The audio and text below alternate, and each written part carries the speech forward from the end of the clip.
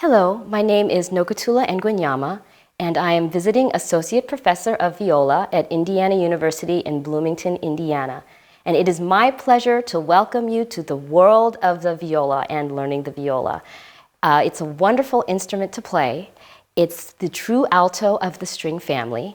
We can double lines with the violins and play melodically, but we can also join the celli and the basses to play harmonically. And on top of it, we sometimes have to referee between the two, so it takes a certain kind of special personality to approach the instrument. So please join me as we learn the first steps in playing this wonderful instrument, the viola. One of the most important things you can learn about playing the viola is actually how to take your instrument out of the case in a proper way. As you can see, here's my case, and I am going to take out the instrument now. On my case, there are two zippers, one on the left and one on the right that I need to unzip in order to take my instrument out. Next, there is a latch that I need to release in order to lift the top part of the case up so that my case is open. I'll lift this stuff out of the way so that you can see inside the case. Before we get to the instrument, I'd like to take my bow out of the case. And as you can see, I have two bows here, so I can choose, depending on my mood, which bow I'd like to play. For today, I'm going to use the bow on the bottom. So there is a clasp that holds the bow in place, and we need to turn that clockwise to about 3 o'clock in order to release the bow. And you can see over here at the tip, there's a little latch that also holds the bow in place. Once we've released the bow, at the frog, we need to pull gently so that we can pull the bow nicely and neatly out of the case. Now here is our bow. It's loose. In order to put rosin on it, we need to tighten it a bit. So what we do is we use the adjuster at the end of the bow at the frog in order to tighten the bow, and we turn it slowly, clockwise. We don't want to do this too quickly because that could hurt the mechanism inside the bow. So we just turn it slowly while looking at the hair on the bow to see just how far we need to go. That looks about right. Once we have our bow tightened, we can put some rosin on it. And for many of you who don't know, rosin actually comes from the sap of trees. And rosin helps the bow stick to the strings so that we can make a sound on the instrument. Here's the rosin out of my case. I had a nice little pocket there, and you can keep other things like mutes and knickknacks in there as well. So we have the rosin. Sometimes it's in cloth, other times it's in a little compartment like this. Here's the cake. So what we want to do is we start at the frog and very slowly just pull the bow over the rosin so that we can coat all of the hairs nicely and neatly with rosin. Now you're probably going to see a lot of people doing it very quickly, going back and forth, trying to coat the frog, trying to coat the tip. There is no reason to believe that that actually coats the hair of the bow more effectively than just doing it slowly a few times. So once we're satisfied that we've sufficiently rosined our bow, it's a good idea to find a place to put our bow. For now, I'm going to just sit down so that I can create a little table with my lap so that I can put my rosin away. Because as we know, it's always good to put things away so we can find them the next time. So I put it away back in there. And the next thing I'm going to do is take out the viola. So here it is under a nice little pillow. And I'm going to remove that so that you can see the viola in my case.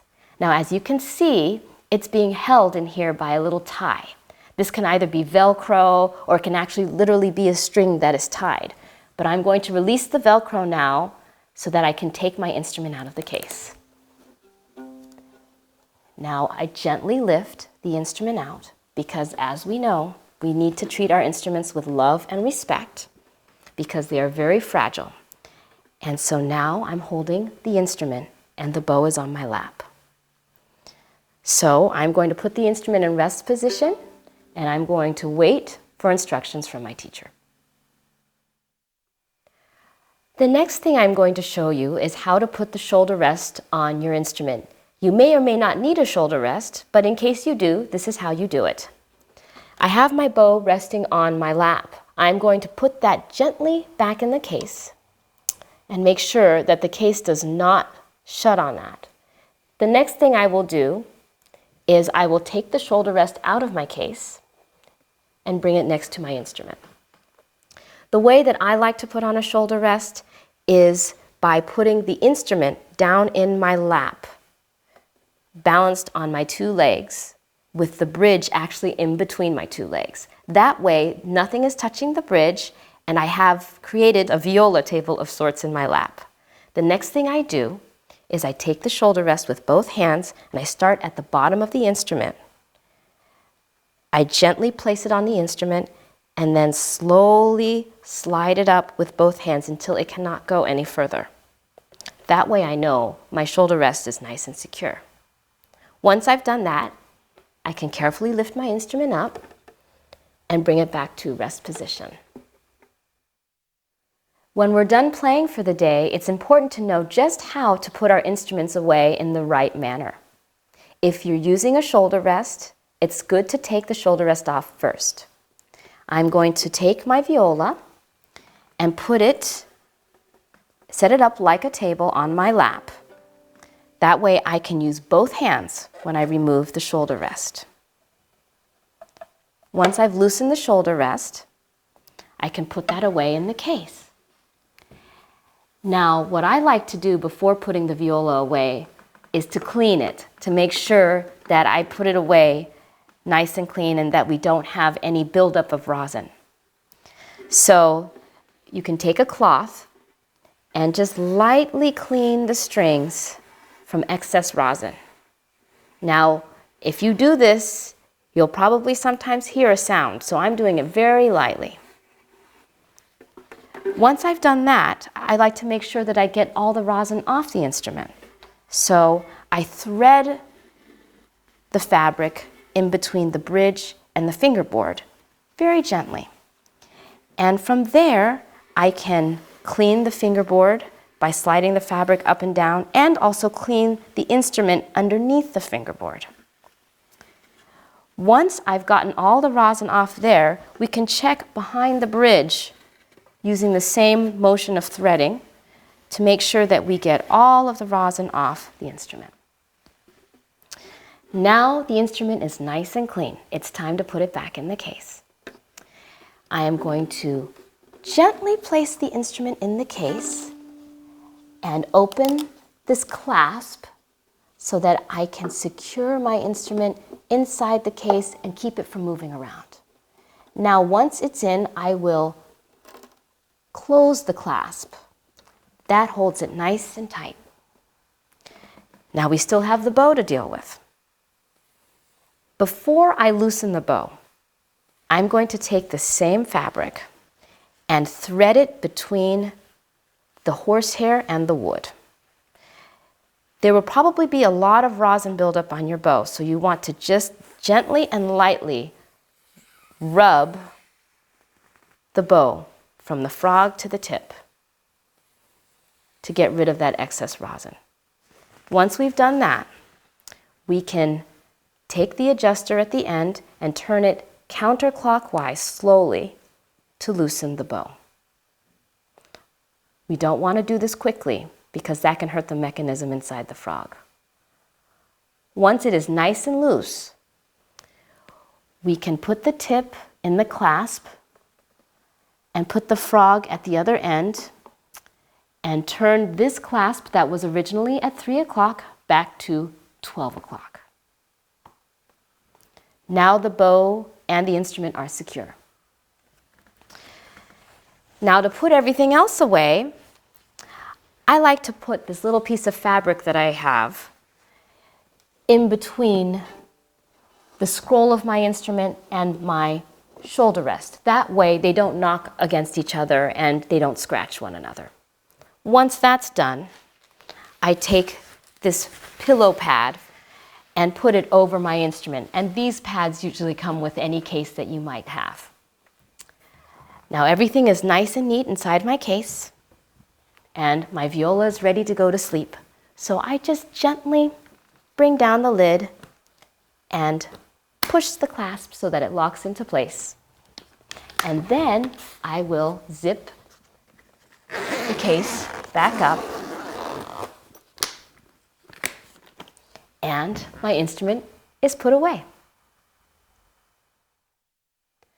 When playing the viola, it's important to know how to stand properly. Right now, I'm holding the viola in rest position, and my feet are spread at the width of my shoulders so that I feel nice and balanced and secure. Some people also like to take their left foot and bring it out slightly. Either way is fine, as long as you feel nice and balanced and secure. Now I'm going to move the viola from rest position into guitar position. We call this guitar position because it's easy to kind of strum the instrument from this position. From here, I'm feeling nice and grounded and balanced. I feel my feet firmly planted on the floor. I'm going to take the instrument, bring it out, bring it up over my head and down so that it can come under my chin like this. And this is a very nice standing position. As a violist, you'll probably have to play in a seated position as well as a standing position. After all, we get to play string quartet repertoire and orchestral repertoire, and for that, we actually do need to be seated. So, in order to show you how to do that, it's good to start first with rest position with the instrument so that it's nice and secure. Next, check before you sit down to make sure that the chair is actually there. Then we can slowly sit down while holding the instrument. It's a good idea to space our feet about a shoulder width apart, just like we did when we were standing. We also want to make sure that we're sitting up straight and that our backs are not touching the back of the chair. Now that we're seated in rest position, we can take the viola and move it around to guitar position, just the way that we did when we were standing. And from there, we can bring the instrument out, then up and over, place it underneath our chin, and we're in an excellent position to start playing. We are now going to play the open strings of the viola. We will first do that by plucking the strings or using what is called pizzicato. In order to do a pizzicato, it's good that we hold the bow in our right hand, nice and secure. From there, we can hook our right thumb underneath the fingerboard, and then we can take our index finger and pull each string that we're going to play. So I will pull the C string, the G string, the D string, and the A string.